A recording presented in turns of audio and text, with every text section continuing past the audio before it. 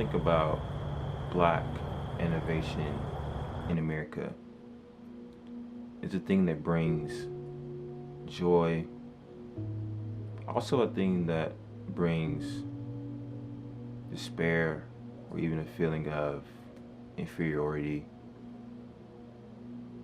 not being recognized, not properly addressed. It's a thing of paradoxical confusion.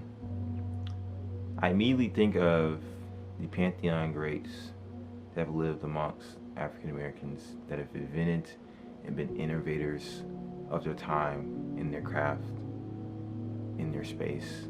Think of Langston Hughes, think of Maya Angelou, think of Louis Armstrong, think of George Washington Carver, and amongst many others. And these people reach critical levels of acclaim. Yet there's still a disparity that exists among African American creators and the world at large. Art for me is a discipline that I thoroughly enjoy. I've been into art ever since I can remember as I was a little kid. I've often been intrigued by the design and creating, and just being able to start with a blank canvas and do anything. I think about all the opportunities that's been presented to me in my life through art, something that I love and enjoy doing and spending time on. But yet, there's still a feeling of not belonging. Some of my favorite artists that exist: Van Gogh, Monet, Rembrandt, Da Vinci, Picasso, amongst many others. And these are great artists that pioneered during their eras as well. But yet, I still am faced with a dilemma of not seeing artists that have existed that look like me, that have reached critical levels of acclaim in the art world. And what that does is it creates a feeling of not being able to obtain a goal or desire or an endeavor when no one you see looks like you.